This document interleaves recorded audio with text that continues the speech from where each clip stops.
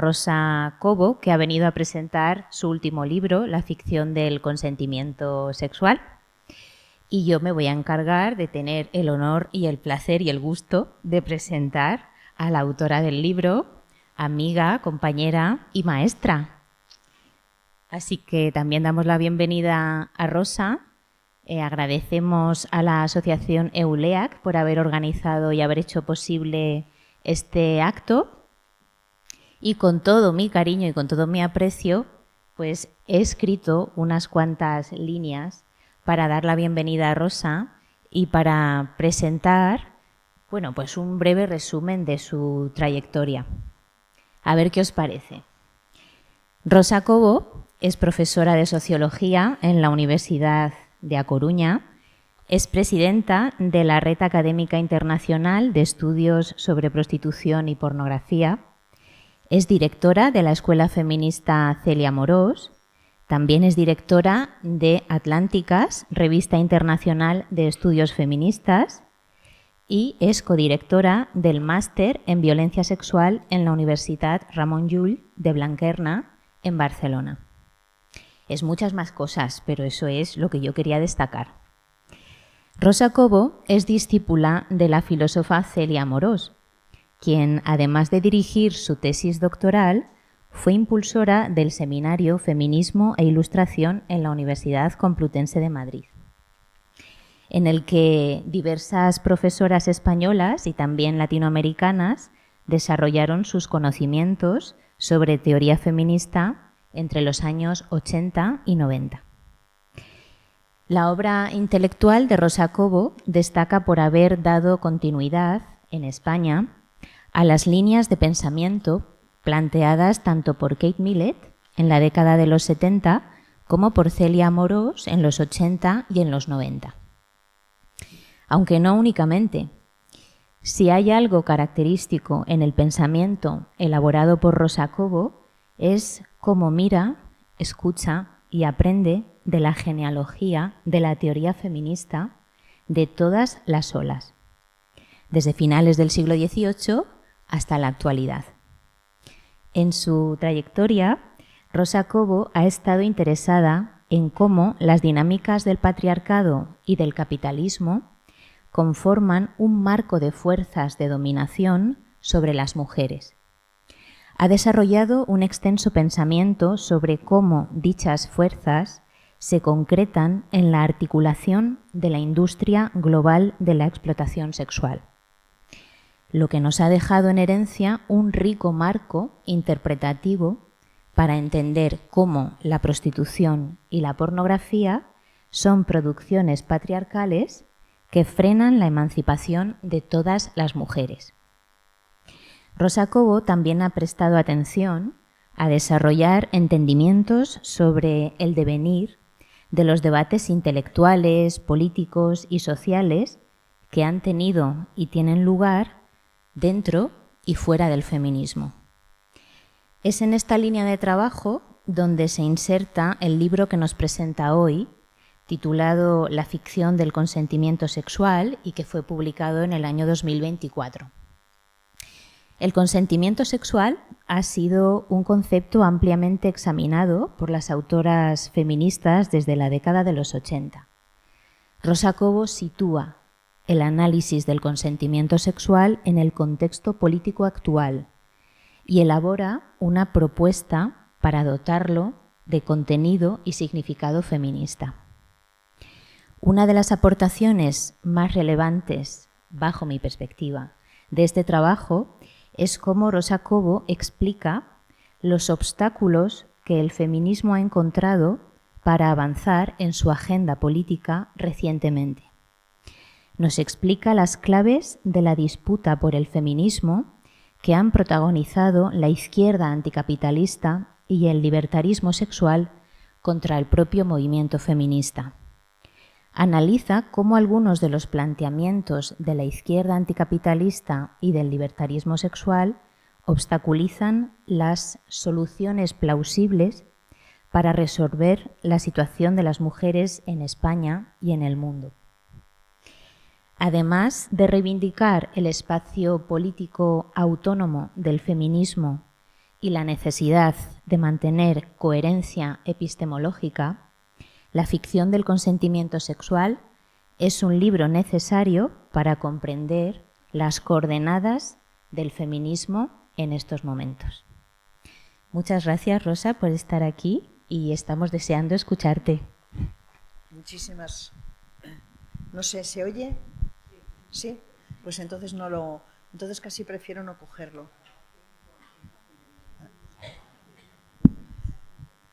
No sé si se me oye bien para la grabación. ¿Sí?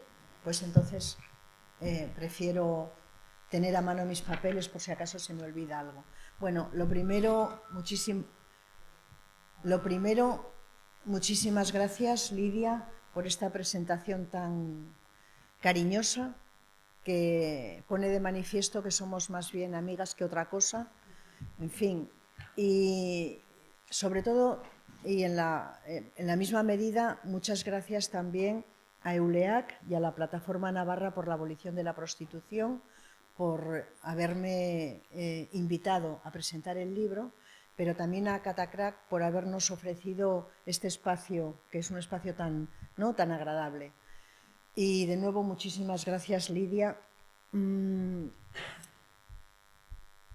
Quería empezar diciendo que en los últimos años se ha producido un debate muy amplio, un debate de fondo sobre el consentimiento sexual, sobre si es posible o no es posible el consentimiento sexual, sobre cuándo es posible, sobre cuáles son las condiciones para que el consentimiento sexual pueda definirse, ¿no?, como un consentimiento libre. Pero este debate no podría haberse producido, ni tampoco puede ser explicado, si no comprendemos que el telón de fondo de este debate han sido todas las movilizaciones que han tenido lugar de una manera muy especial a partir del año 2018.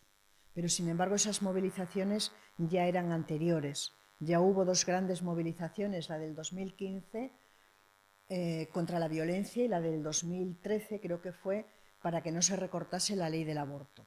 Entonces, es muy importante hacer una relación, ver la relación que hay entre un debate intelectual y su marco político, por decirlo así, ¿no? Entonces, es imposible. No se hubiese hecho la ley del sí es sí, independientemente de cuál sea la consideración sobre esa ley, no se hubiese introducido en la legislación el consentimiento sexual si previamente millones de mujeres en distintas partes del mundo no hubiesen salido a las calles y hubiesen dicho con una claridad extraordinaria que los niveles de violencia sexual que soportamos las mujeres son intolerables. Entonces, esto solamente para deciros que no es posible nunca examinar un debate intelectual fuera de un marco político y un marco social que dota de sentido a ese debate intelectual. Por lo tanto, imposible comprender toda esta discusión sobre el consentimiento sexual sin todas estas movilizaciones sociales. Esta sería la primera cosa. La segunda cosa es ¿por qué es importante el debate sobre el consentimiento sexual para el feminismo? Porque ha sido el feminismo quien lo ha puesto en el imaginario político, quien lo ha puesto en el debate público.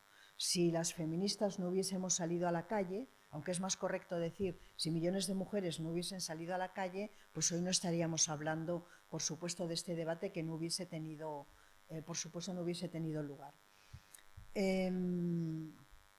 Este debate es muy importante por una razón, porque estamos viviendo un momento histórico de rearticulación del sistema patriarcal. Es decir, no solamente estamos presenciando y padeciendo la rearticulación del capitalismo neoliberal, con los efectos tan destructivos que tiene para tantos sectores de población, cada vez para más sectores de población, sino que al mismo tiempo se está rearticulando, se está reestructurando, reorganizando el sistema patriarcal. Sin este otro elemento, tampoco puede ser comprendido este debate sobre el consentimiento sexual, porque el feminismo radical de los años 70 tiene una tesis que yo comparto plenamente, aunque a mí me parece que el feminismo radical solamente proporciona algunas claves para poder dar cuenta de la desigualdad de las mujeres. Yo creo que se necesita el feminismo marxista. Yo creo que sin feminismo marxista no se puede comprender los problemas reales de falta de redistribución que tenemos las mujeres, pero yo suscribo una tesis del feminismo radical que sostiene que el origen de la opresión de las mujeres es el control de la sexualidad y de la reproducción por parte de los varones. Esa es la tesis fundamental que va a tener lugar en los años 70 y que va a abrir un camino para que podamos debatir acerca de la violencia sexual. Pero también quisiera señalar, porque tengo la impresión de que quizá nunca se ha valorado, nunca se valora lo suficiente la relevancia que ha tenido el feminismo al colocar en el debate político la sexualidad de las mujeres. Más que la sexualidad de las mujeres, las relaciones, los encuentros, las relaciones de poder en ese ámbito entre hombres y mujeres. Y porque nunca se había explicado con tanto detalle y nunca se había elaborado un marco crítico tan complejo y al mismo tiempo tan profundo sobre la violencia sexual como lo ha hecho el feminismo del siglo XXI. Yo creo que el feminismo del siglo XXI y todas estas movilizaciones se inscriben en lo que el feminismo en distintas partes del mundo ha denominado como la cuarta ola, y la cuarta ola, que por cierto solo ha hecho que empezar. Esto tiene un largo recorrido, y es un largo recorrido con sus bajadas, con sus subidas, como lo han tenido, como lo tuvo por ejemplo el sufragismo o como lo tuvo la tercera ola, por supuesto, pero es decía que ha comenzado, que es esta cuarta ola ha comenzado, nos va a dar a las mujeres muchas satisfacciones, como la que nos dio con el beso de Jenny Hermoso, por ejemplo, y la dimisión, bueno, que le echaron, ¿no?, a Rubiales. Habrá de estos episodios muchos más, porque la violencia sexual envuelve la vida de todas y cada una de las mujeres. No habrá ninguna mujer, ni en este auditorio, ni en ningún otro, que no tenga una experiencia que contar. Sea una experiencia de mayor significado, sea una experiencia que habrá muchos casos en los que no desemboque en un trauma, sino que desemboque en un abuso que no ha ido a más, que les ha permitido recomponerse. De formas distintas, la violencia sexual envuelve la vida de todas las mujeres. Y el corazón de la cuarta ola es inequívocamente la lucha contra la violencia sexual. Este va a ser el hilo que va a recorrer esta ola, que yo preveo, esto lo digo con poco, no tengo muchos argumentos para decirlo, pero tengo la firme convicción, mirando, tal y como decía Lidia, ¿no?, la genealogía del feminismo. Yo preveo que esta va a ser una lucha muy larga, y que esta cuarta ola indudablemente va a tener muchas décadas por delante. Dicho esto, la otra cara de la violencia sexual es el consentimiento sexual. Y yo quiero compartir con vosotras y con vosotros una idea que me parece que es una idea que tiene mucha relevancia, y es que la lucha contra la violencia sexual ha sacado a la calle a millones de mujeres que estaban pidiendo tener encuentros sexuales, tener relaciones con sus novios, con sus compañeros, con amigos, con maridos, que estuviesen basados en la reciprocidad, que estuviesen sobre todo, que fuesen negociados. Y detrás de todo esto lo que hay son millones de mujeres que quieren tener relaciones que sean gratificantes y que sean placenteras, que no sean relaciones que estén marcadas por la cesión, que no sean relaciones que estén marcadas por la obligación, que no sean relaciones que estén marcadas por tantas cosas que las mujeres que estamos aquí ya sabemos, ¿no? Dicho esto, sobre el consentimiento sexual, yo creo que hay 4 discursos. Seguramente que hay más, pero yo quiero explicar 4 discursos porque son los 4 quizá que más relevancia tienen para poder comprender este debate. El primer discurso, hay 2 que tienen, digamos, un fondo que es teórico y político, porque en feminismo todo lo que es teórico es político, como dice Celia Amorós, en feminismo conceptualizar es politizar, por supuesto. Hay 2 que tienen un fondo, como decía, teórico, y hay otros 2 que tienen un fondo que no es el de la argumentación teórica, que no tienen un marco teórico para poder elaborar esos discursos, sino que lo que tienen es un interés, ¿no? Un interés que yo diría que es un interés indecente, vamos a decirlo de esta manera, ¿no? El primer discurso es un discurso que sale desde las entrañas del propio sistema patriarcal. Es un discurso que sostiene, más o menos, que, bueno, es un discurso, para empezar, que no ha sido querido ni ha sido deseado por el sistema patriarcal. El sistema patriarcal nunca hubiese querido que hubiesen grupos de mujeres hablando sobre lo insoportable que es la violencia sexual. Esta es la primera cosa que creo que es de sentido común, pero aunque sea de sentido común, desde esta convicción, desde este interés, han construido un discurso ideológico que responde a los intereses de este sistema de dominio. Este discurso parte de 3 ideas. La primera idea es que los hombres y las mujeres tenemos la misma sexualidad. Si los hombres y las mujeres tenemos la misma sexualidad, si nos gusta lo mismo, ¿por qué hablar de consentimiento sexual? No parece que tenga mucho sentido. Esta es una idea que la dejan en todos aquellos espacios en los que el sistema patriarcal tiene un espacio y tiene poder, ¿no? En fin, conocemos, ¿no?, aquello de pero voy a tener que firmar un contrato para poder acostarme con mi novia, ¿no?, por ejemplo. Hay una segunda idea, y es que las mujeres se dirá desde este lugar, las mujeres tenemos una sexualidad menos definida, menos marcada, más débil, en todo caso una sexualidad complementaria a la de los varones.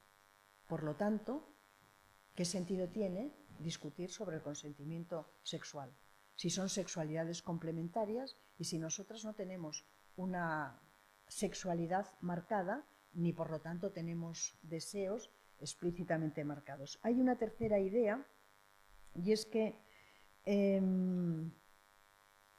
desde este mismo lugar sale esta idea de que las mujeres difícilmente sabemos lo que queremos. No sabemos lo que queremos en muchas cosas, pero no sabemos lo que queremos en el terreno de la sexualidad. Esta es una idea que está tan sólidamente asentada que lo vemos en los interrogatorios policiales o en los interrogatorios judiciales, ¿no? La idea esta de no está nada claro, ¿no? Y eso no está nada claro si nos gusta o si no nos gusta. Y no está nada claro que cuando decimos que no, en realidad estamos diciendo que sí. Sobre estas 3 ideas se ha construido un discurso ideológico que considera que el debate sobre el consentimiento sexual carece de sentido, que es un debate que las feministas estamos forzando, porque las feministas tenemos, ¿no?, un odio a los varones, o porque las feministas, pues en fin, somos raras, difíciles, no sé, muchas ideas, ¿no? Después hay bueno, os podéis dar cuenta que en este discurso no aparecen los varones. Es un discurso que no habla de quién ejecuta las agresiones. Y esto no es un detalle irrelevante. Este es un detalle fundamental para poder identificar un discurso al respecto sobre el consentimiento sexual. El segundo discurso nace desde las propias entrañas del capitalismo neoliberal. El capitalismo neoliberal tiene enorme interés también en construir una noción, una idea sobre lo que es el consentimiento sexual. Tampoco al capitalismo neoliberal le gusta que se hable de consentimiento sexual. Bueno, ni de consentimiento sexual ni de muchas otras cosas, como muy bien sabemos. Para el capitalismo neoliberal, los conceptos explotación, opresión, desigualdad, son conceptos que no tienen ningún sentido, porque el capitalismo neoliberal está construido sobre un fortísimo individualismo moral, sobre un fortísimo individualismo que desconoce, bueno, no desconoce, sabe que existe, pero lo invisibiliza, desconoce la existencia de los sistemas de dominio. Entonces, el capitalismo neoliberal ha reformulado o intenta reformular la categoría de consentimiento para que esta categoría sea funcional a sus propios intereses, como también lo ha hecho el sistema patriarcal. Lo importante para este discurso es la idea de libertad individual. La idea de libertad individual no en ese sentido, ¿no? En ese sentido ilustrado, la libertad individual como una libertad que ensancha la igualdad, por ejemplo, no. Es un concepto de libertad como capacidad de elección, como una capacidad infinita de elegir, sabiendo que una cosa es tener la capacidad de elegir y otra cosa es poder elegir. Porque puedes tener una enorme capacidad, pero no poder satisfacer aquellas cosas. Pero lo importante es tener la idea de que la capacidad de elegir es lo que dota a los individuos de libertad y tiene que ser por ello mismo infinita. De esta lluvia, todos estos lodos, por cierto, que estamos viviendo. Pero junto a la libertad individual, desde este discurso se ha recuperado una idea de la teoría política del siglo XVIII, que es la idea del sujeto como propietario. Decía Locke que los individuos podían tener propiedades, fortunas, podían tener recursos, pero que había algunos, bueno, digamos que el 99%, que no tenían nada de esto. Pero esos que no tenían fortuna ni propiedades tenían una cosa, y era su propio cuerpo. Esta idea es una idea liberal. Esta idea no la suscribió en el siglo XVIII el pensamiento democrático radical, y cuidado que era misógino, como es el caso de Rousseau. Solamente lo hizo la teoría política liberal. Claro, esta idea ha sido recuperada por el sistema, por el neoliberalismo, y se ha articulado la idea de que las mujeres podemos no tener recursos o trabajo, lo que sea, pero tenemos nuestro cuerpo. Es decir, somos propietarias de nuestro cuerpo. Y eso es, para el capitalismo neoliberal, esto es un ascensor social. Esto es la idea de que a través de nuestro cuerpo podemos obtener dinero, podemos obtener mejoras en el mercado laboral. Yo siempre pienso en aquella película que era tan absurda, pero que hoy ha recuperado a mis ojos otra dimensión, que se llamaba Armas de Mujer, y Armas de Mujer suscribía en realidad esta idea, ¿no? La idea de que el cuerpo, entendido el cuerpo en muchos sentidos, como seducción, etcétera, pues puede servirnos, ¿no?, para convencer a un jefe que podemos tener de que nos dé un bonus al año, de que nos suba de categoría, etcétera. Bueno, esta idea tan terrorífica, que por cierto ha combatido Rita Segato cuando dice que la última frontera del capitalismo, del neoliberalismo, debe ser el propio cuerpo. Bueno, pues esta idea es sobre la que se sustenta otra idea bastante criminal, a mi juicio, que es la idea del capital sexual o del capital erótico.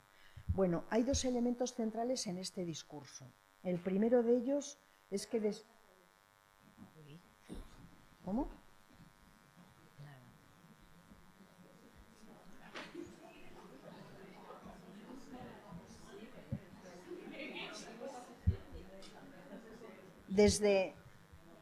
Vamos a continuar en el lugar en el que lo dejamos.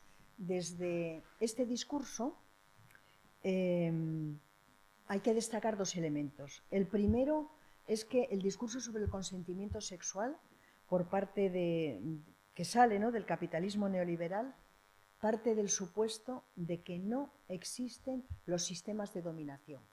Para el capitalismo neoliberal solamente existen los individuos, no existen los sistemas de dominación. Esto tiene bastantes, ¿no? Tiene un subtexto que es, en fin, para echarse a temblar, ¿no? Y también hay otra idea, y es la idea de la libertad individual descontextualizada. Y esto lo que quiere decir es que para el capitalismo neoliberal los individuos somos fundamentalmente sujetos deseantes. Lo fundamental es el deseo en tanto capacidad de elección, entendiendo que la elección no tiene límites o tiene muy pocos límites, ¿no? El carácter normativo, ético-normativo, es completamente ajeno tanto al sistema patriarcal como al capitalismo neoliberal. Cuando el capitalismo y el sistema patriarcal se apropian de la idea de consentimiento sexual, la transforman en una nueva forma de servidumbre para las mujeres y además lo van a hacer de esta manera, lo van a presentar como un acto de libertad. De modo que participar en una plataforma como OnlyFans puede significar que las mujeres se empoderan. Ganar dinero a través de la pornografía o de la prostitución, el capitalismo neoliberal lo presenta como un acto de empoderamiento. Y sin embargo estamos ante algo que es bastante relevante, y es que es la primera vez en la historia, y digo bien, es la primera vez en la historia en la cual los cuerpos de las mujeres son mercantilizados, son articulados en un mercado. Pero en realidad, cuando yo me puse a escribir este libro, no tenía nada claro, no tenía nada claro casi nada, ¿no?, sobre consentimiento sexual. Yo solamente conocía a las feministas radicales y a las feministas culturales, conocía sus tesis, pero ha pasado medio siglo desde entonces, han pasado muchas cosas y este debate se ha ido alargando no solamente por la parte del feminismo, sino desde estas otras perspectivas, ¿no?, como es el caso de Camille Paglia, como es el caso de Virginie Despentes, que efectivamente hablan, ¿no?, sobre el consentimiento sexual. Cuando te pones a investigar sobre un tema que es tan explícitamente político como es el consentimiento sexual, esto lo decía Celia Amorós, yo las primeras veces que se lo escuché nunca lo entendía, la verdad, tuvo que pasar algún tiempo para que lo entendiese. Cuando discutimos, cuando tratamos de poner categorías en pie, tenemos que discutir con alguien, ¿eh? Tenemos que poner en pie un diálogo crítico con quien sostiene lo contrario de aquello que nosotras pensamos que es lo que debe de ser. Yo encontré mi referente polémico en lo que Eva Iluz, por ejemplo, o no me acuerdo quién más, pero Eva Iluz sí, y Judy Butler, denominan el libertarismo sexual. El libertarismo sexual tiene raíces muy profundas en la ideología de la libertad sexual que se edificó en la década de los años 60.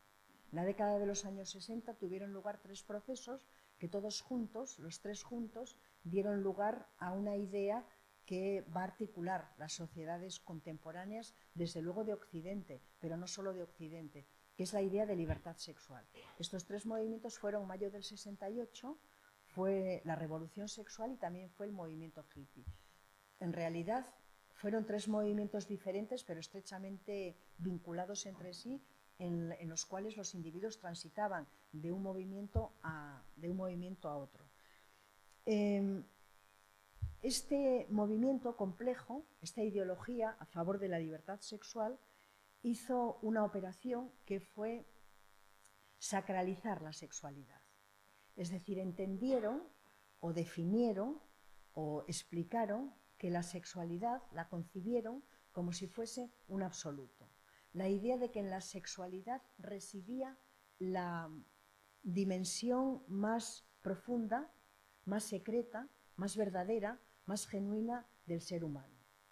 Por supuestísimo que los ideólogos de esta revolución sexual habían bebido en las fuentes del psicoanálisis, que fue el primero que colocó la sexualidad dentro de lo que podríamos denominar el imaginario cultural. Pero eso tuvo un desarrollo en otras muchas direcciones y quien la puso en pie en realidad fue la nueva izquierda. La nueva izquierda que se forjó en la década de los años 60-70.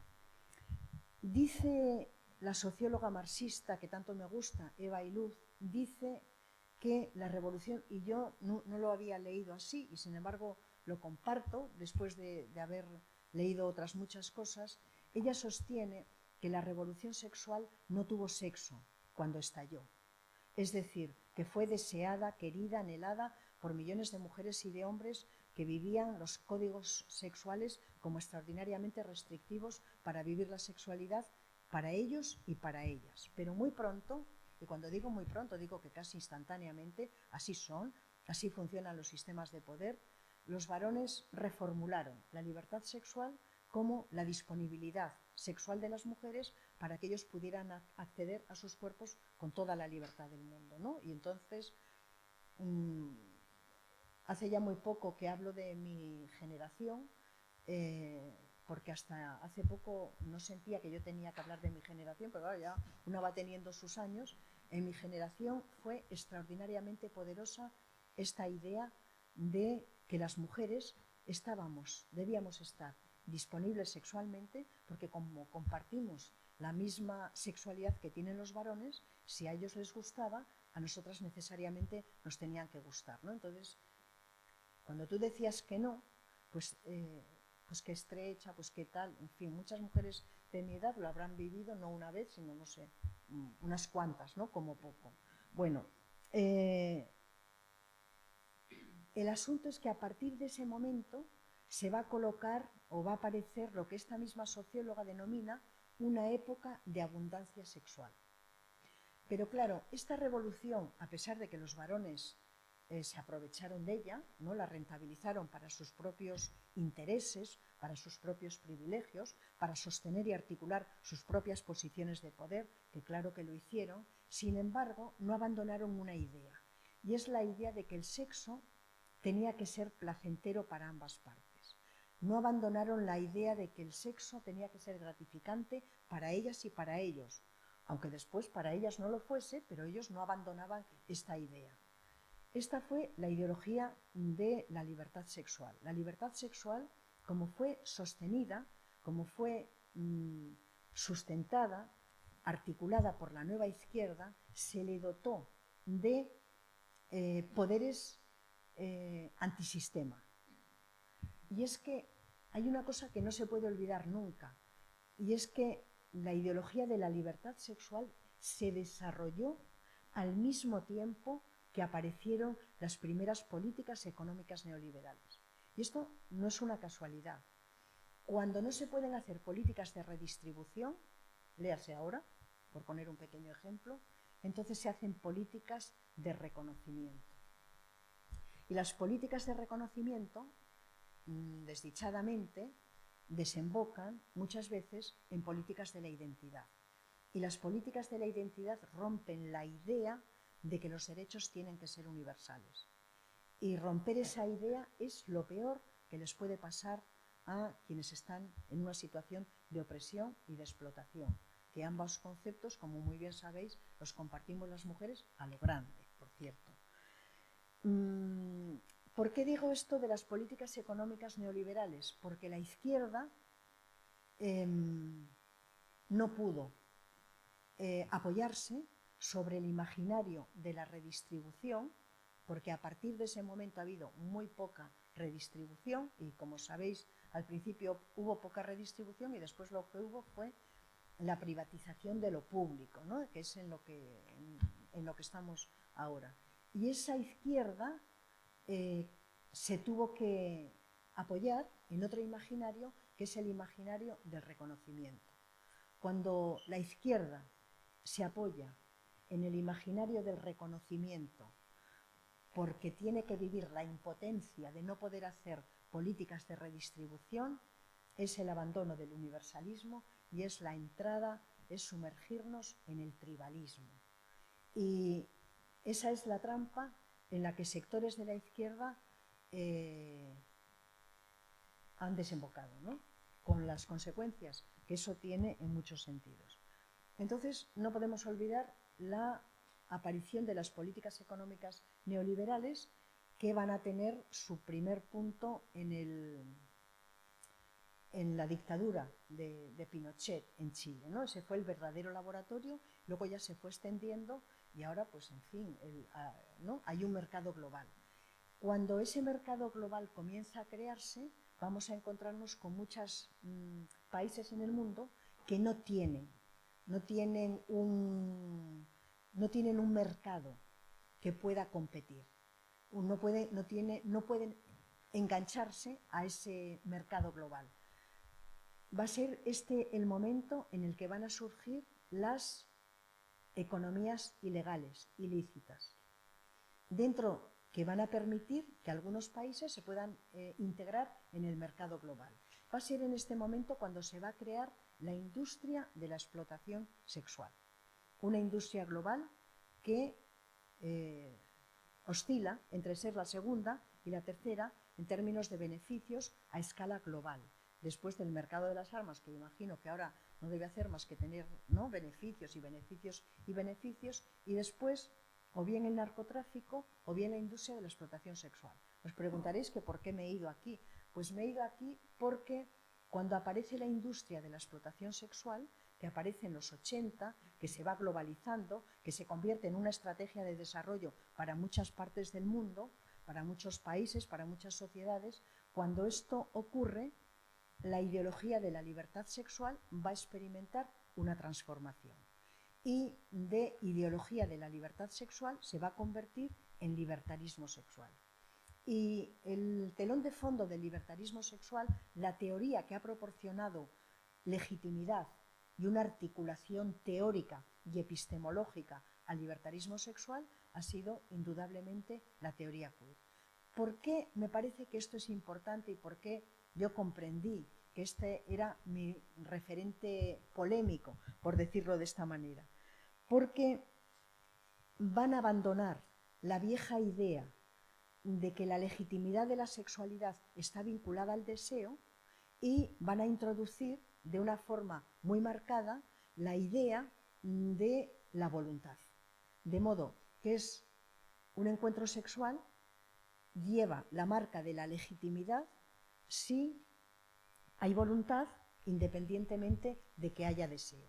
Este va a ser el tránsito que se va a producir en la década de los 80, que tal y como dice, y yo estoy muy de acuerdo, la socióloga crítica Saskia Sassen, ella afirma una y otra vez, no iba a decir en un libro, pero es que lo afirma muchas veces, que todo lo malo comenzó en los años 80. Efectivamente, todo lo malo comenzó en los años 80 porque es ese momento en el que se rearticula el sistema patriarcal y al mismo tiempo se reestructura el sistema capitalista y acaba ese viejo sueño que mucha gente tuvo, que yo nunca lo compartí, de que quizá pudiera existir un capitalismo humano, ¿no?, de rostro humano, un capitalismo que pudiera ser de bienestar, ¿no? Bueno, pues ahí acaban todos los viejos sueños y cuando los viejos sueños se derrumban, pues aparece todo lo malo, ¿no? Aparece esto que Saskia Sassen denomina las expulsiones. Y quizá la prostitución, ese trasiego, ¿no?, esa exportación de mujeres para la explotación sexual de países con altísimas tasas de pobreza a países con tasas más altas de bienestar, quizás sea una de las principales expulsiones. Pero en todo caso, el libertarismo sexual va a trabajar de una manera denodada para entender que la prostitución es una forma de relación en la que no tiene que evaluarse el poder que hay entre hombres y mujeres, que como sabéis es una jerarquía extraordinariamente marcada, sino que es una forma completamente legítima de relación, además de una industria que nunca el libertarismo sexual ha señalado. No ha señalado nunca todo esto, ¿no? Bueno, por lo tanto, aquí nos encontramos con una categoría que ha estado presente siempre, pero que nunca había tenido tal relevancia, que ha sido sobredimensionada, que es la categoría de la voluntad. Y aquí me parece que es importante señalar que hay un déficit normativo por parte del libertarismo sexual a la hora de evaluar las prácticas sexuales, vamos a decirlo, ¿no? Y bueno, me voy a detener solamente un minuto, porque ya hablo del discurso del feminismo y ya lo dejo, pero no quiero no decir que en el año 84 Gayle Rubin va a publicar un texto muy relevante y extraordinariamente bien escrito, por cierto, que se llama, creo que hacía una teoría radical de la sexualidad, y eso va a ser en el 84, y en el 90 Judy Butler va a publicar ese famoso y tan extraordinariamente influyente libro que es El género en disputa. Desde el 84 hasta el 90, 84, justamente cuando sucede lo peor, por cierto. Y yo no voy a mantener, porque no lo he hecho nunca, porque no lo creo, yo no voy a mantener que la teoría queer es lo peor, porque es una teoría como tantas otras, que yo pienso que no es una teoría crítica, pero pienso que es una teoría que nace de la profunda impotencia de sectores que no están de acuerdo con el sistema capitalista, que no están de acuerdo, que lo miran críticamente, pero que tienen la impotencia de saber que no hay redistribución y que por lo tanto piensan en derechos colectivos para determinados grupos que el libertarismo sexual ha conceptualizado como disidencias sexuales. Pero lo que nos importa mucho del libertarismo sexual es que va a enfatizar mucho la idea de la libertad sexual. La idea de la libertad va a ser una idea clave. Y ni la izquierda ni el feminismo pueden construir su pensamiento sobre una idea de libertad y dejando a un lado la idea de igualdad. Porque la idea de igualdad es la que ha constituido histórica, política, teóricamente al feminismo y a la izquierda. Y ahora nos encontramos, yo voy a hacer un inciso de estos por si estáis pensando en lo que tenéis en la comida que vais a hacer mañana o en los recados que tenéis que hacer. Yo recuerdo que hace relativamente poco tiempo, cuando Errejón era una persona, ¿no?, presentable, que nadie sabía lo que había detrás, ¿no?, de ese tipo con esa cara tan ingenua y, ¿no?, que parecía tan gran persona, yo recuerdo que él le hicieron una entrevista y dijo algo que me impresionó. Dijo: la izquierda tiene que apropiarse de la idea de libertad. Digo, es fenomenal.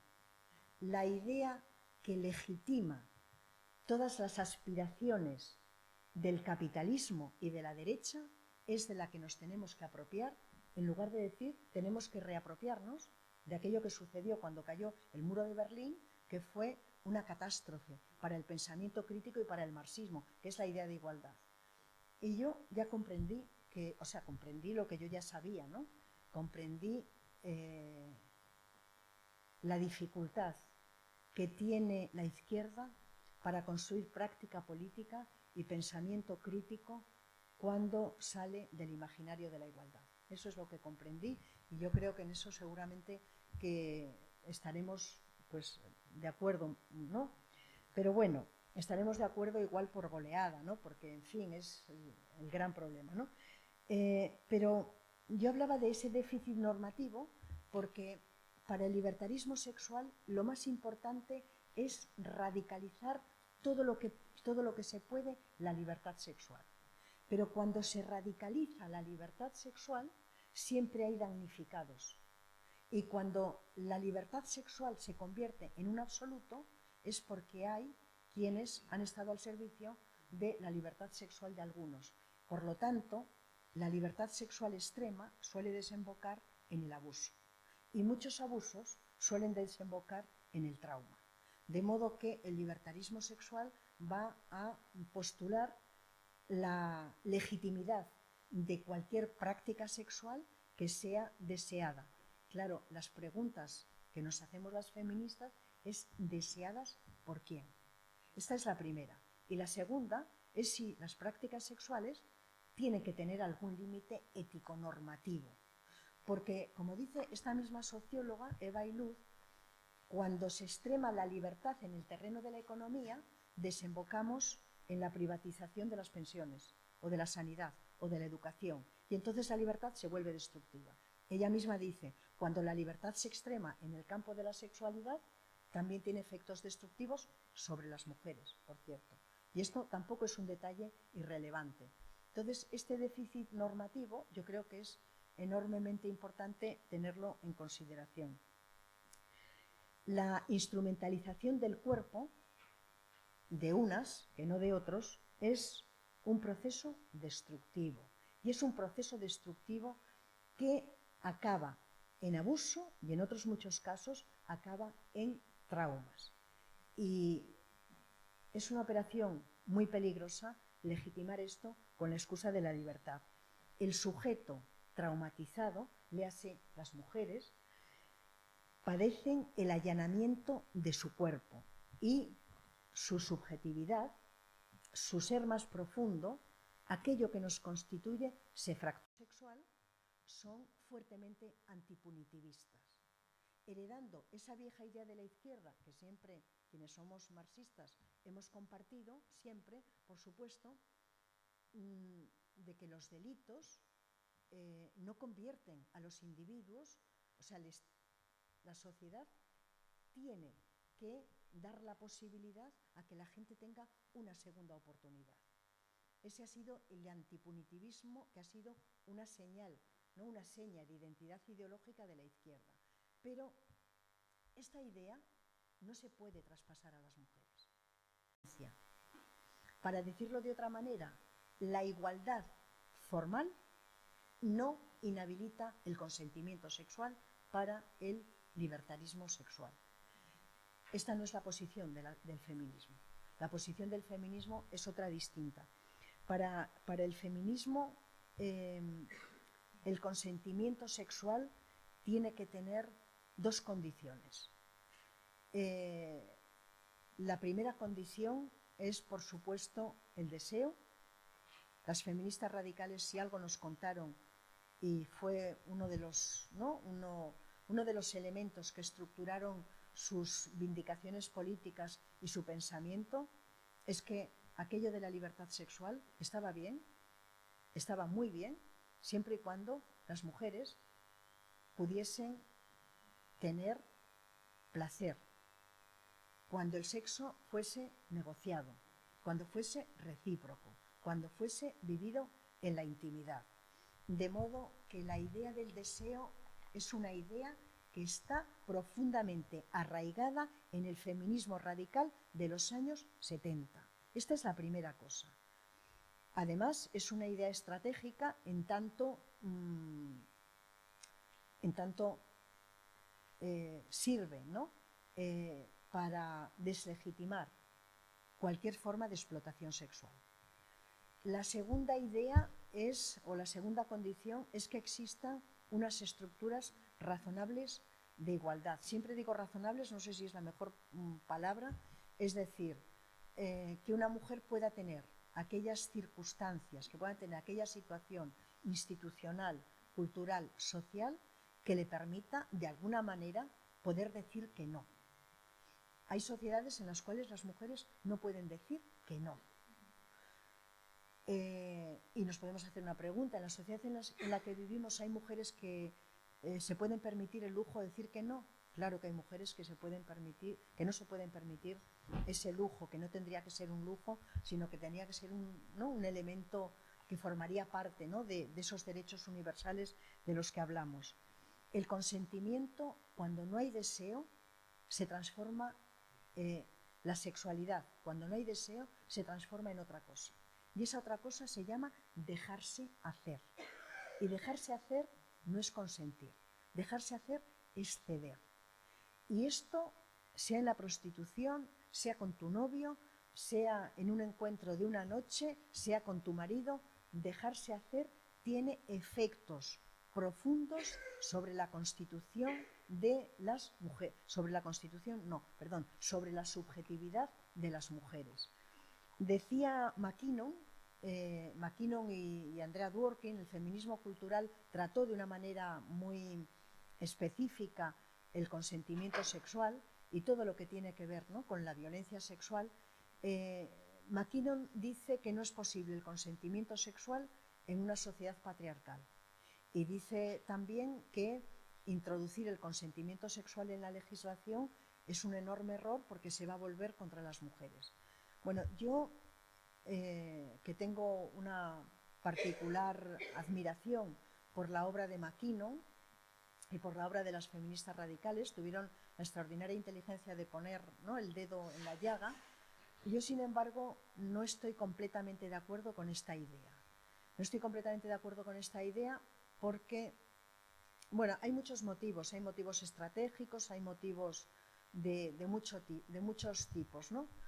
Yo creo que hay mujeres que tienen mayor capacidad de consentir sexualmente que otras. Creo que hay muchos elementos que están en relación con esto.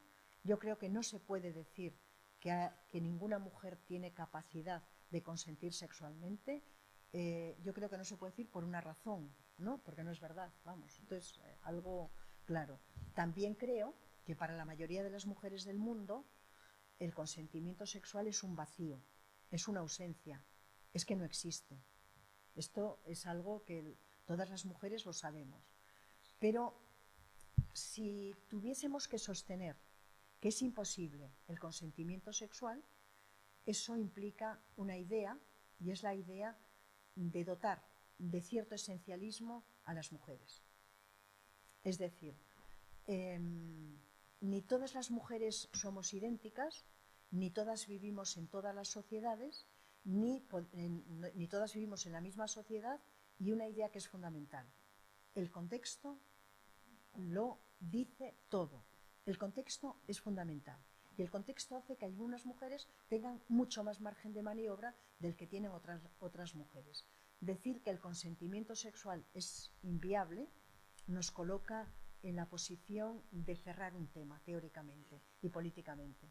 Y este tema no solamente no está cerrado, sino que millones de mujeres lo han abierto de una forma explícita. No voy a contar cuáles son los obstáculos para que las mujeres podamos elegir, podamos consentir sexualmente en libertad, pero sí quiero decir que el debate sobre el consentimiento ha rearmado teórica y políticamente al feminismo. Y también otra cosa, el debate sobre el consentimiento ha puesto de manifiesto algo, y es que la palabra de las mujeres no tiene credibilidad en las sociedades patriarcales. Esto es algo que es una fuente enorme de dificultad. Las mujeres no somos creídas, porque como no sabemos cuándo decimos que no, no sabemos si en realidad lo deseamos y decimos que sí, esta idea ha sido completamente absolutizada, si se pudiese decir la palabra así, que igual creo que no es correcta, ¿no?, pero por el sistema patriarcal, por el capitalismo neoliberal. Y yo creo que una lucha relevante, importante del feminismo es precisamente esta, la de trabajar en la dirección de que nuestra palabra tenga valor, de que nuestra palabra sea creída, de que si vamos a la policía o vamos a un juzgado no tengan que hacernos lo que hicieron a Elisa Mouliá a propósito, el juez, ¿no?, a propósito de la denuncia que ella puso a Errejón. Eso es enormemente importante. Pero, y ya termino, que yo cuando digo que termino luego siempre pero ahora no, ya voy a terminar porque yo creo que lo más importante que está ocurriendo en este siglo que estamos viviendo es la lucha contra la violencia sexual. Yo creo que no hay ninguna otra realidad, no hay nada que sea tan civilizatorio como es la lucha contra la violencia sexual, que ha sacado aquello que es lo más íntimo, lo ha sacado y lo ha colocado como algo político. Lo hicieron, lo formularon, pero aquello no pudo concretarse políticamente como lo está haciendo ahora. Y yo quiero explicaros por qué es civilizatorio, ¿no? Y quiero explicaroslo con un ejemplo que a mí me parece que ha sido extraordinario y que ha supuesto un cambio de paradigma a la hora de contemplar la violencia sexual. Y es cuando miles y miles de mujeres salen a las redes sociales y dicen: yo también, me too. Yo también he sido agredida, yo también he sido abusada, contra mí también han ejercido violencia sexual. Y otras miles y miles de mujeres contestan: yo te creo, hermana. Aquí tenemos lo más civilizatorio, a mi juicio, que ha ocurrido en este siglo, porque el feminismo ha hecho algo que el sistema patriarcal, el capitalismo neoliberal nos niega, que es la credibilidad de nuestra palabra. Esto que comienza a sanar a las mujeres cuando vas a terapia y de pronto te encuentras con que tu terapeuta está creyendo lo que le estás diciendo, esto lo ha hecho el feminismo. Y yo la pregunta que me hago es esta: si esto no es civilizatorio, ¿a qué podríamos denominar un hecho civilizatorio? Bueno, muchas gracias.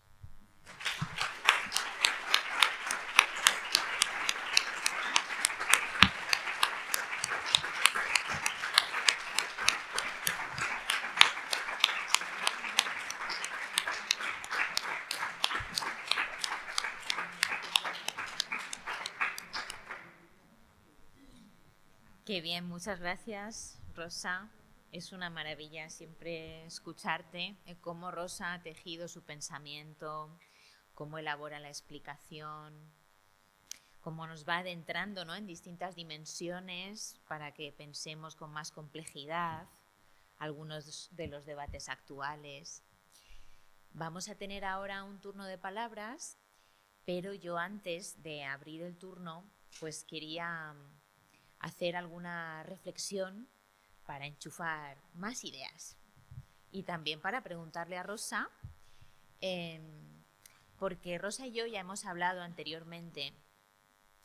Yo estoy totalmente de acuerdo con todo lo que ha defendido Rosa esta tarde aquí, pero siempre albergo alguna duda en torno a cómo en nuestro contexto formulamos el deseo.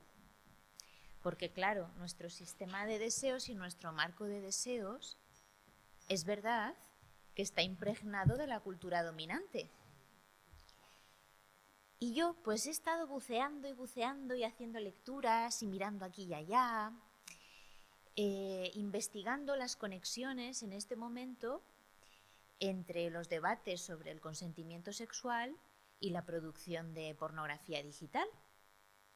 Y resulta, Rosa, que me he topado con una filósofa que me ha gustado, que se llama Ellie Anderson y que tiene una publicación del año 2022 que me ha planteado algo que quiero plantear y que le quiero plantear a Rosa a ver qué nos parece.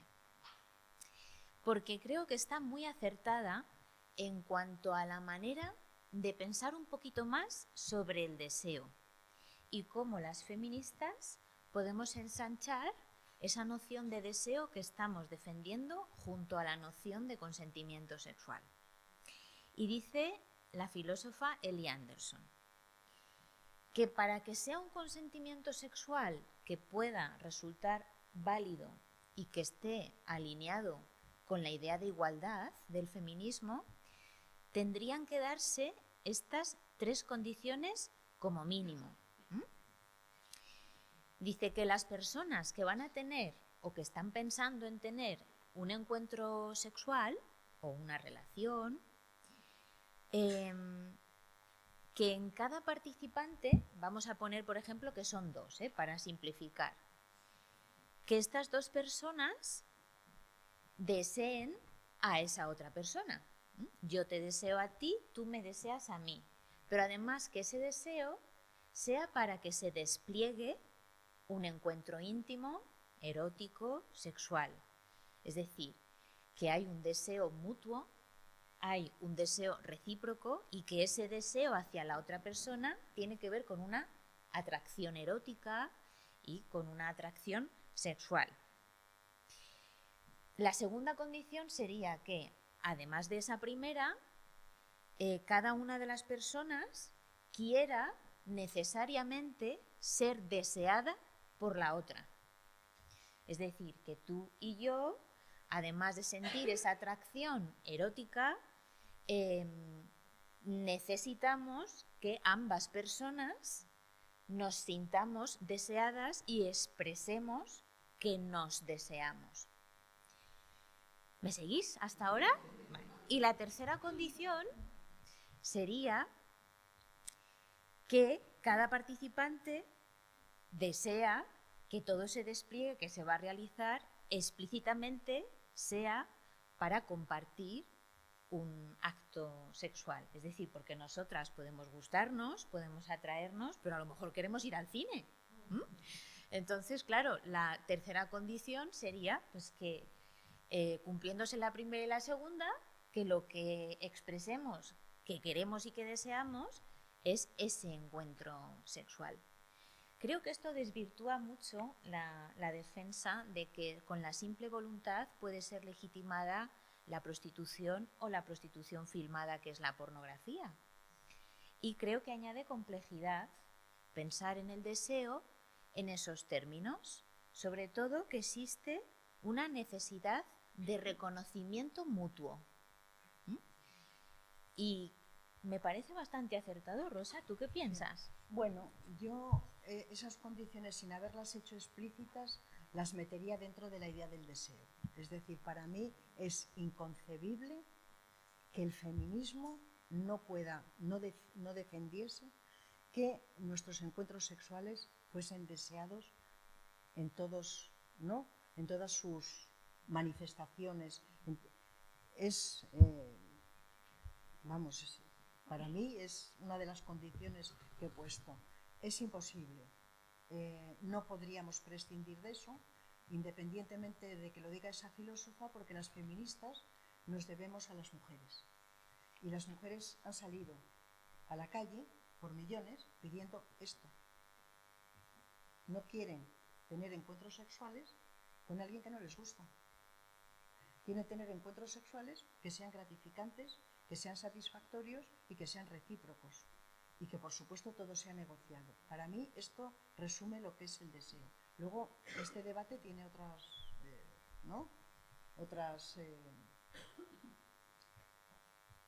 otros flecos, vamos a decirlo de esta manera, ¿no?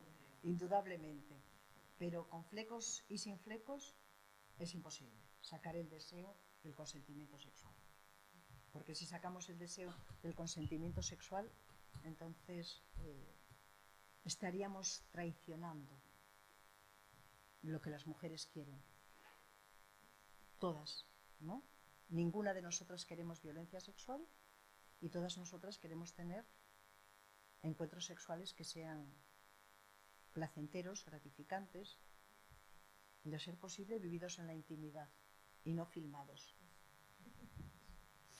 Bueno, pues antes de abrir la palabra digo lo último, que es que al hilo de Catherine MacKinnon, una frase que me encanta de ella, que me parece muy divertida para romper un poco el hielo, es que expresaba en un artículo que publicó en 2016, dice, claro, vamos a ser también realistas.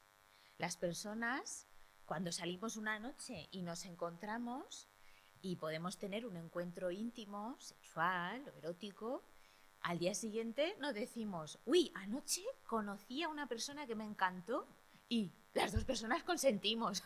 Claro, eso cuando nos estamos tomando un café no lo expresamos así, ¿no? Porque como que, pues que no existe dentro del discurso como que entendemos que si hay un consentimiento hay una relación percibida como de desigualdad, ¿no? Como que entendemos que no es necesario expresarlo. Y bueno, pues que me resultó muy gracioso cuando ella lo expresaba así, ¿no? Bueno, pues no sé si queréis hacer alguna pregunta, alguna reflexión, compartir ideas, aclarar algo. ¿Alguna crítica?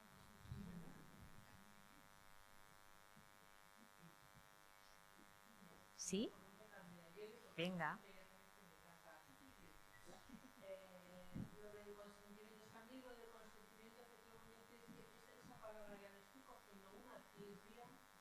Porque estaba pensando, ¿no? Yo me pongo a pensar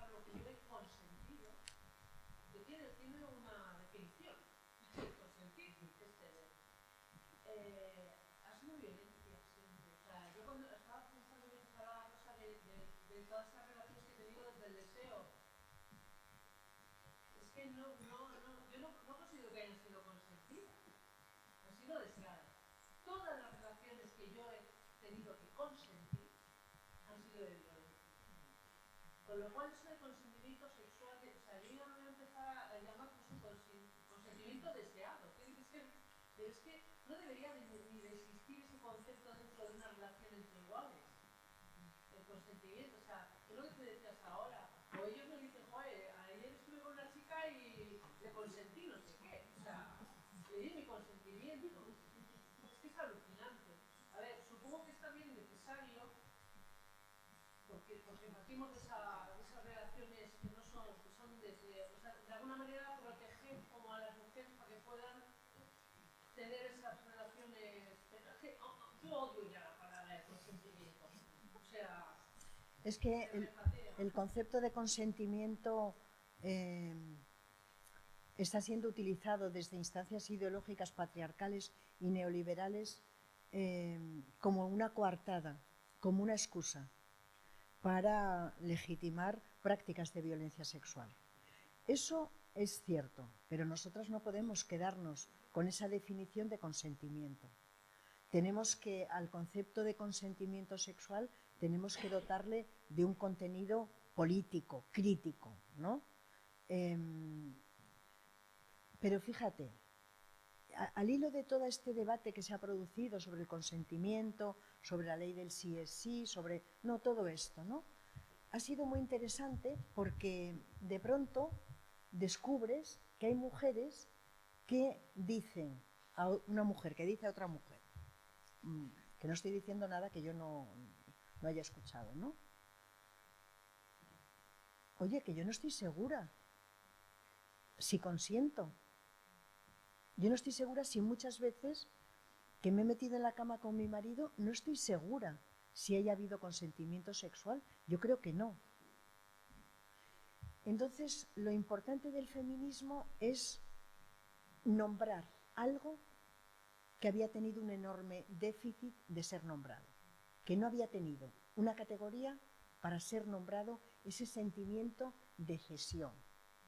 Y el feminismo ha colocado esa idea, pero igual que ha colocado esa idea en mujeres, lo ha colocado también en hombres, ¿no? Algunos, que yo imagino, ¿no?, que habrán dicho, oye,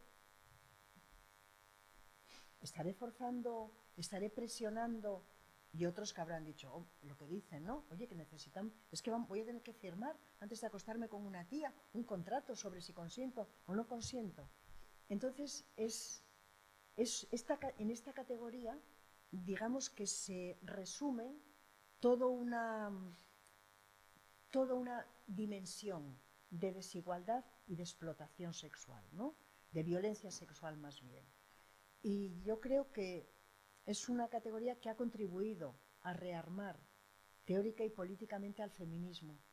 Y yo creo que está siendo de una enorme utilidad si el consentimiento sexual lo definimos en clave feminista y no en clave del libertarismo sexual o en clave del sistema patriarcal o del capitalismo neoliberal. Pero yo entiendo eso que dices porque, claro, es que consintió. Es que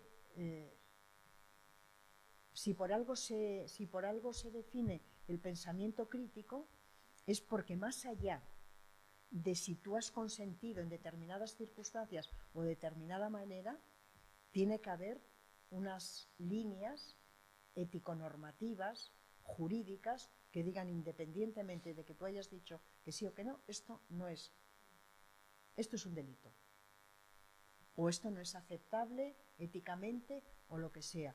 Entonces, yo el debate sobre el consentimiento sexual encuentro que es un debate muy interesante, muy necesario para el feminismo, y la medida de ello me lo da quienes están en contra de debatir sobre el consentimiento sexual. Los hombres no quieren oír hablar de consentimiento sexual. Pues si los tíos no quieren, no todos, si ellos no quieren hablar sobre consentimiento sexual, es que vamos en la buena dirección. Sí, Para eso sí. Sí, bueno, que le tengo manía, pero por cómo han prostituido ese concepto. Sí, Porque, claro. por eso te decía Y lo que yo pienso que seguirán. es una herramienta, pero que eso, que además ahora está muy puro de consentido y por eso has escrito también el libro. Para explicarlo bien y todo. ¿Más palabras? ¿Alguien quiere comentar, preguntar, reflexionar, aclarar? ¿Sí?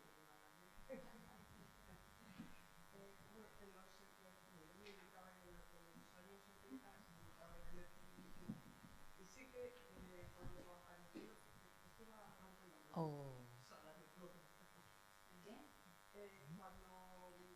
apareció todo el tema, bueno, de anticonceptivos, de todo este tema, con el tema de la libertad sexual, que empezó aquí a partir de los 76, por ahí.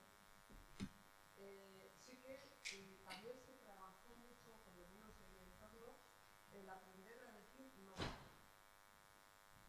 Que luego parece ser que eso se ha quedado allá y luego nos hemos olvidado. Bueno, opino que es parte fundamental de este debate.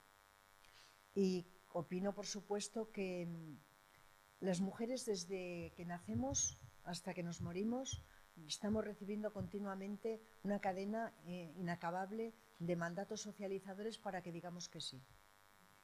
Y en el terreno de la sexualidad estos mandatos socializadores son inmensísimos, ¿no? Entonces, por supuesto, no puede haber una subjetividad que esté construida para la autonomía, para la libertad, que no esté orientada a poder decir que no. Entonces, por eso a mí no me gusta mucho el nombre, a mí no me gusta el nombre ni de la ley de libertades sexuales ni la ley del sí es sí. Lo hubiese puesto de otra manera, no sé exactamente de qué manera lo hubiese puesto, pero este fue un elemento central del feminismo de los años 70, de la tercera ola, poder decir que no. Es que somos educadas para ser complacientes, somos socializadas, educadas para no decir nunca que no. Y es el concepto, ¿no?, de que las niñas son buenas, las niñas son obedientes, las niñas son razonables. Eso significa no decir que no nunca, significa decir que sí. Es abdicar del propio concepto, ¿no?, de la autonomía, ¿no?, que es digamos, el contenido fundamental de la libertad. Es abdicar de la idea de la autonomía para hacer funcional un sistema, que es el sistema patriarcal, ¿no? No solamente el patriarcal, pero sí, en principio y fundamentalmente, el sistema patriarcal. Y yo creo que esto está muy relacionado con la coeducación. Está muy relacionado no solamente con la coeducación, pero sí con la coeducación, ¿no? Es decir, las niñas tienen que ser socializadas en poder manifestar con libertad lo que no desean, lo que no quieren, lo que no les gusta.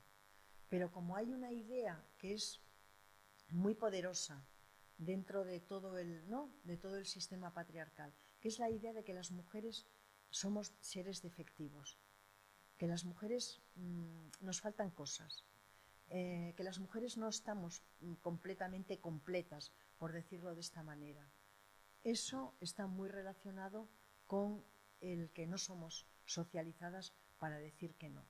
Porque si somos socializadas para decir que no, el sistema patriarcal se caería a trozos.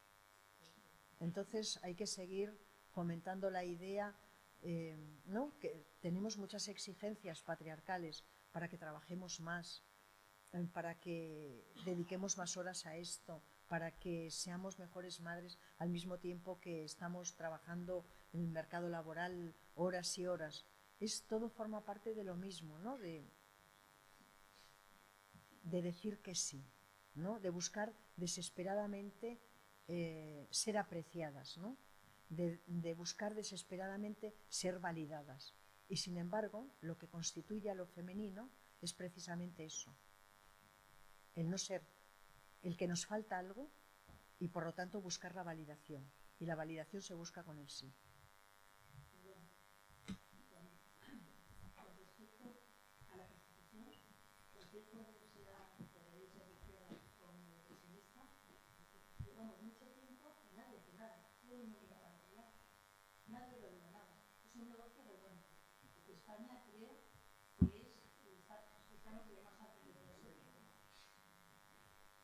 Pues sí.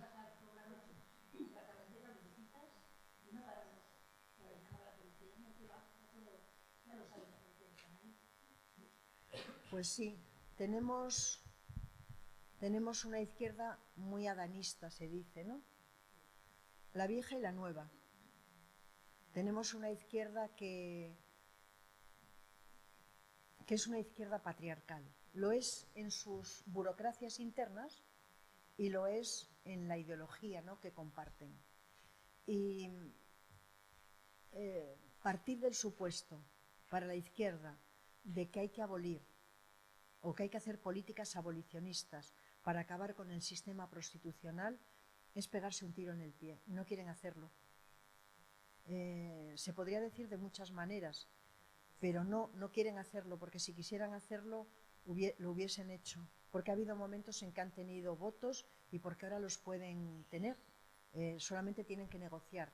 Hay para otras cosas que negocian, pero las cosas de las mujeres son siempre la cuestión secundaria, nunca son la cuestión principal. Es siempre un objetivo de segundo orden. Es más importante la guerra de Ucrania, es más importante la destrucción de Gaza, que desde luego que es importante, vamos, eso es indiscutible.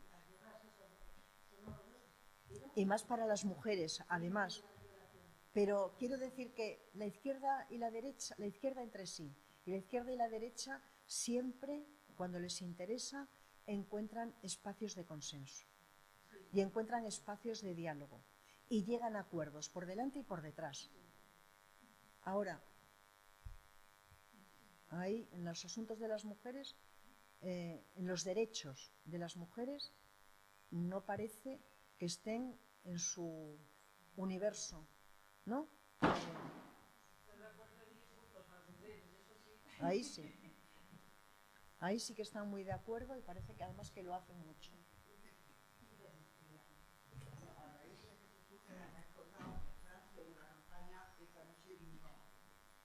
En los años 80, 85, los partidos políticos, los sindicatos, todos los políticos llamaron felicidad. Y nos faltaba un nervio a cada mujer. Pero fue un debate de todos los partidos aquí. Esta no se vino, fue escandaloso, pero ya empezamos muchas veces, no a muchas cosas en relación con el deseo y la relación sexual. Y yo me acuerdo de los partidos de izquierda, súper de izquierda, que tenían esos nombres que todo termina en ista, marxista, leninista, comunista, monista, albanés, no sé cuántos, todos nos trataron de física. O sea, no, ni se preocuparon en pensar o en reflexionar por qué decíamos esta noche no, qué es lo que conllevaba, qué es lo que queríamos expresar, reivindicar, protestar, denunciar, no. Éramos todos unas insatisfechas y unas fijas. Y así cerraron el discurso. Así cerraron el discurso para poder seguir ejerciendo, ¿no?, sus privilegios masculinos. Y tiene mucho sentido, además, que eso pasase en Francia. Tiene mucho sentido, porque la ideología de la libertad sexual fue muy fuerte en Francia. Francia fue quizá el segundo país, tras Estados Unidos, en el que mayo del 68 fue un estallido social enorme y mayo del 68 llegó la idea de la libertad sexual. Entonces sí, ha vuelto a ocurrir, no una vez, sino muchas más, ¿no? Ha habido manifiestos, ha habido movimientos, ¿no? Como lo de los piropos, como lo de, en fin. Esta es la izquierda que tenemos y con esta izquierda tenemos que bregar, no tenemos otra. Yo esperando con muchísimas ganas a que sean capaces de comprender que el hecho de que los cuerpos de las mujeres se articulen en un mercado les va a acabar llegando a ellos. Porque les llegará. Primero llega un grupo de mujeres, luego se amplía, y también les llegará a ellos. Yo pienso que igual en algún momento, pues, no sé, llegan a la conclusión de que los cuerpos ninguno deben ser mercantilizados, porque eso lo que consagraría es el éxito completo del capitalismo neoliberal y el éxito completo del sistema patriarcal. ¿No? Que estemos en un escaparate, y no es metafórico, en el que podemos ser elegidas como un objeto de consumo. La operación de objetualizarnos siempre es que la mirada masculina, que es quien nos objetualiza, nos ve como cosas. Y vernos como cosas es la primera instancia de la deshumanización. Y deshumanizarnos es la condición de posibilidad para ejercer violencia sexual contra nosotras. Entonces es una operación que yo también pienso que tampoco le viene tan bien a la izquierda, porque no se va a acabar en nosotras. Pero bueno, la inteligencia colectiva y política de la izquierda no es...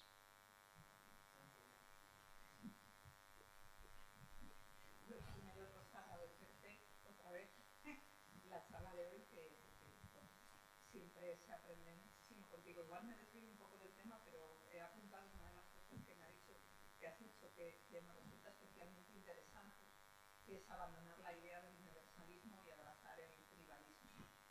Me gustaría que profundizases en eso, porque así como Sara dice que le tiene un poco de manía a la palabra consentimiento, la palabra tribu, que se está poniendo muy de moda últimamente en muchos escritos también de la izquierda, ¿no? Mi tribu.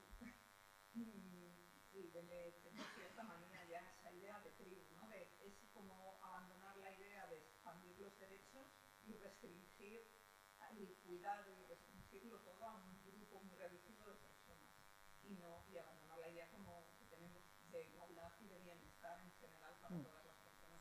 Sí que me gustaría que comentases un poquito más, sé que me desvío del tema de consentimiento. Sí, pero bueno, tiene mucho que ver esto con el consentimiento. Por hacer un poco de genealogía, la idea de la universalidad de los derechos es una idea ilustrada que fue asumida por el marxismo y ha sido una idea central del pensamiento crítico. Y cuando hablo del pensamiento crítico estoy, por supuesto, pensando en el marxismo, estoy pensando en la Escuela de Frankfurt, estoy pensando en el anarquismo, ¿no? Para el pensamiento crítico, la conquista y la lucha era que todos los individuos tuviésemos los mismos derechos. Es la idea de la universalidad de los derechos, ¿no? Esa es la idea sobre la que se ha edificado la izquierda. Pero justamente, sobre todo tras la aparición del capitalismo, ¿no? de las primeras políticas económicas neoliberales, se va a articular la idea del reconocimiento.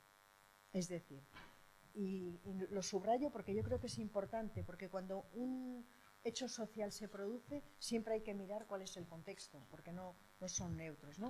O sea, no son... Cuando aparecen las políticas económicas neoliberales, va a tener una enorme crisis el imaginario de la redistribución, el imaginario de la justicia. Y la izquierda, que se apoya en la idea de la universalidad de los derechos y en la redistribución, va a perder toda la capacidad de articular el debate público-político. Y va a ser con esta crisis, que va a tener muchos, ¿no?, hechos, ¿no?, la caída del muro de Berlín, en fin, ¿no?, esa descomposición tan fuerte, ¿no?, del pensamiento, esa crítica tan fuerte, ¿no?, del marxismo, el que va a tener como una de sus consecuencias va a ser una profunda crisis de la izquierda. Cuando la redistribución no es posible, es cuando aparece la idea del reconocimiento.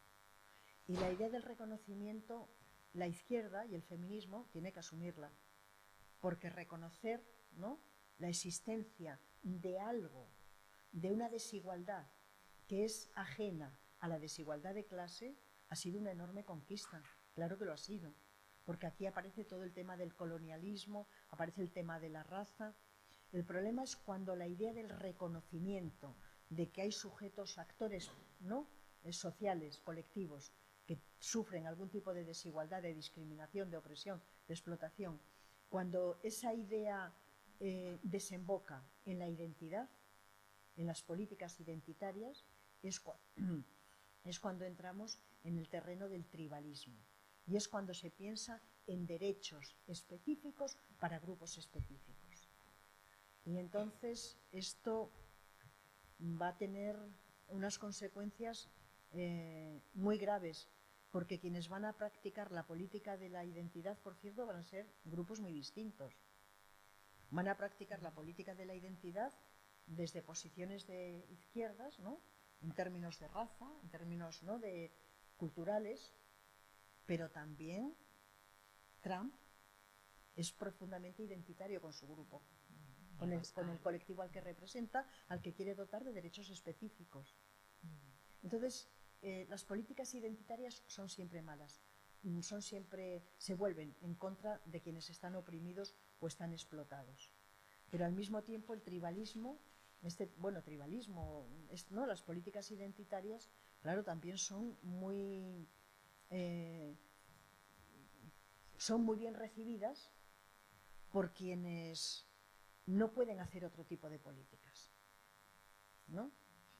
Por ejemplo, no me quiero meter en un jardín ¿no? La ley trans es una ley fuertemente identitaria.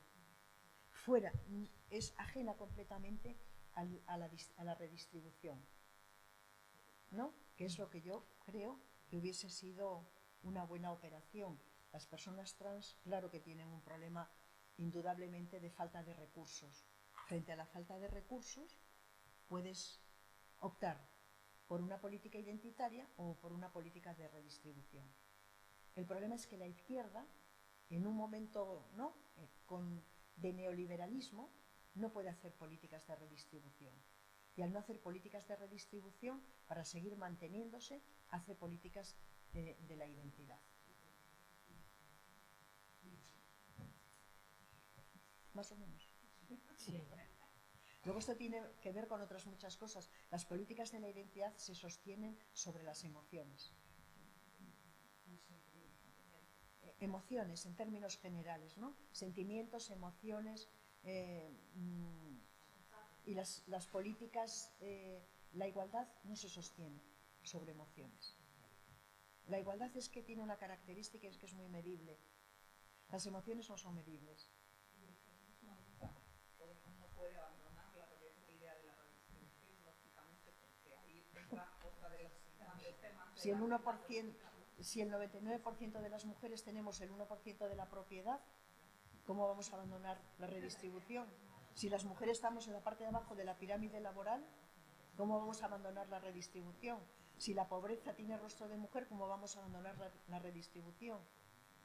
Pero claro, la redistribución por parte del feminismo está muy vinculada a que la izquierda asuma de nuevo la redistribución. Pero la izquierda ha abdicado de la redistribución. Se están matando por la impotencia política de no poder hacer políticas de redistribución, porque casi no las pueden hacer. Porque no es el clima de este tiempo, la redistribución y la igualdad.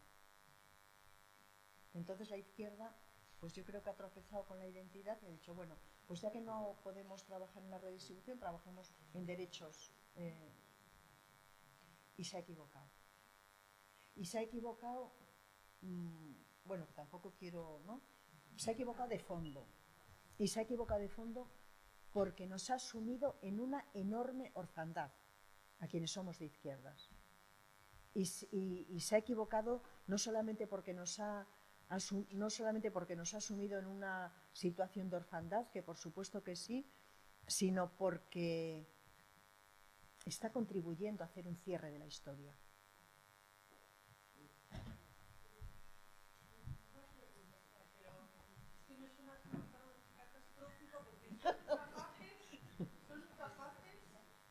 O tienen desidia.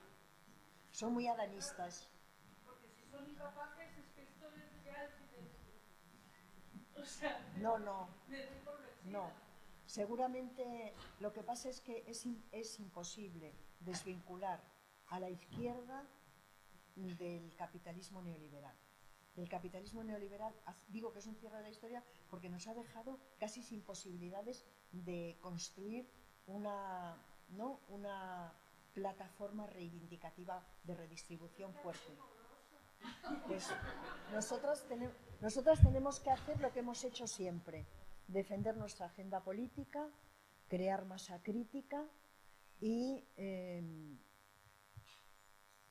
esperar a que la izquierda se termine, porque la izquierda yo creo que está por lo menos parte de la izquierda está... es que la izquierda que está a la izquierda del PSOE tiene una pulsión suicida que es y producir pensamiento, sí. Pero la izquierda, como un sector del feminismo, hizo una alianza con la posmodernidad y una alianza con la teoría queer que nos aleja cada día más de la redistribución, nos aleja cada día más del universalismo. Y ahora, yo soy optimista, Sara. Yo soy optimista, sí que lo soy. Yo creo que el feminismo es realmente el movimiento social que tiene mayor capacidad de transformar la vida de la gente, en este caso de las mujeres. Es el único que yo creo que tiene un proyecto político de redistribución. No lo hemos abandonado. Claro, es que no estamos en el... Claro, si no hemos llegado ni un poquito ahí, y los que están ahí la están cagando tan... Pues a ver, yo no voy a parar, yo ya... Esto no, es un viaje sin retorno, lo del feminismo. Lo del feminismo es muy bien definido. Sí que... Ya. Me tira un poquito para abajo. Ya, pero no tenemos más remedio que aguantar. claro. Eso es para la Seguir para Como ya vamos avanzando y casi nos quedamos sin tiempo, por reconducir un poco el debate y seguir ampliando algunas ideas, yo me había guardado en el frigorífico una reflexión más, porque además es una de mis enormes preocupaciones, y es que cuando nosotras, las feministas, estamos proponiendo un proyecto de transformación social para articular de verdad una sociedad basada en la igualdad, nos encontramos con obstáculos también que tocan con todas esas dificultades para realizar una transformación real en nuestra sociedad. Entonces yo creo que ahí, y a ver qué opinas tú, Rosa, el consentimiento nos está planteando algunas dificultades porque es tan poderoso a la hora de crear ideas sobre las relaciones, sobre si hay procesos de deshumanización o no. Y estoy pensando concretamente en testimonios que he leído recientemente de chicas que participan en la creación de contenido pornográfico en Suecia y que han querido dejar esa actividad y han planteado que les costaba mucho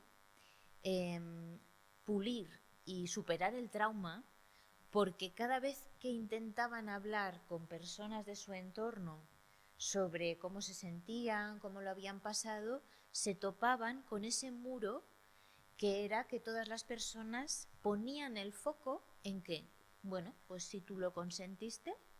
Entonces, ese cambio cultural que necesitamos hacer se ve muy, muy obstaculizado por el éxito que ha tenido el consentimiento para convencer de que puede cancelar la violencia. Entonces, es una de las cosas que a mí más me achicharra la cabeza, porque cuando estamos en el aula universitaria tratando de hablar de este problema, nos encontramos con muchas dificultades para que el alumnado nos pueda entender. Y efectivamente hay como un contexto y una situación actual en la que es tan poderosa la idea del consentimiento que es hasta capaz de anular nuestra visión sobre la realidad de las cosas. Y es que la violencia es violencia, esté consentida o no lo esté. Entonces, Rosa, es una de mis preocupaciones más poderosas. Sí, pero yo antes comentaba que independientemente de que digamos sí o que digamos no a determinadas prácticas sexuales, tiene que haber unos límites normativos, porque esta es la esencia del pensamiento crítico. Un trabajador no puede decir, ay no, que yo no me cojo las vacaciones, ay no, que yo en lugar de trabajar 8 horas, mira, voy a trabajar 12 porque así no me echan, ¿no? Es decir, el movimiento obrero, con tantísimos, ¿no?, con tantísimos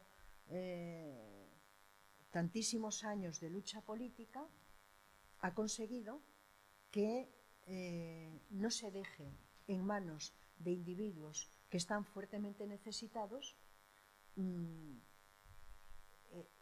límite, ¿no?, de lo que pueden hacer. Bueno, las mujeres en el feminismo pedimos lo mismo. Independientemente de que haya mujeres que digan que sí, por las razones que sean, que siempre es por supervivencia, a la prostitución, las feministas sabemos que la prostitución es una institución fundacional del sistema patriarcal, que es el paradigma de la violencia sexual, que además está cumpliendo un papel fundamental para la rearticulación del sistema patriarcal. Ergo, independientemente de todo, decimos la prostitución no. Independientemente de que una mujer diga a mí me gustan mucho las relaciones BDSM, no se me ocurriría pensar que hubiese una legislación para poder prohibir las relaciones BDSM, pero el feminismo tiene que producir un pensamiento ético al respecto, en el que no se pueden erotizar las relaciones de poder entre hombres y mujeres. Entonces, una cosa es eso, llevarlo a la legislación, y otra cosa es que el feminismo tiene que tener posiciones sobre eso, y tiene que tener posiciones sobre la pobreza de las mujeres, y tiene que tener posiciones sobre todo lo que tenga que ver con la opresión, todo lo que tenga que ver con la explotación, sea económica o sea sexual. Entonces, quizá el principal éxito del capitalismo neoliberal y del sistema patriarcal haya sido ocultar todo lo que han podido algo que ha formado parte de nuestra historia, y es que hay sistemas de dominio, que hay sistemas de poder, y que los sistemas de poder nos dejan en una situación de extraordinaria precariedad, y que hay un sistema de poder patriarcal, y que hay un sistema de poder capitalista neoliberal, y que hay un sistema de poder racial. No son lo mismo, pero desde luego son sistemas de poder. Y ese ha sido, digamos, el gran éxito, que no ha sido un éxito del sistema patriarcal, sino que ha sido un éxito del capitalismo neoliberal, del que se ha aprovechado el sistema patriarcal. No existe el poder, no existen las estructuras de poder, existen individuos que tienen mucha agencia, que en función de sus necesidades eligen, y que esas elecciones que hacen son funcionales. Esto es lo que... Y ahí hay una construcción del consentimiento sexual. Pero no es la nuestra, no es la del feminismo. La del feminismo es que el consentimiento sexual tiene que estar al servicio de la autonomía y de la libertad de las mujeres, y de la igualdad, obviamente, ¿no? Entonces, ahora, pensar que vamos a colocar en el debate público una categoría, y que esa categoría no va a ser distorsionada por el sistema patriarcal y por el capitalismo neoliberal, es imposible. Bueno, pues nos tenemos que marchar. Muchas gracias por haber venido, muchas gracias a Rosa por haber presentado su libro aquí en Catacrack. Gracias por estar aquí todas juntas y nos vemos en la próxima. Que tengáis una buena tarde.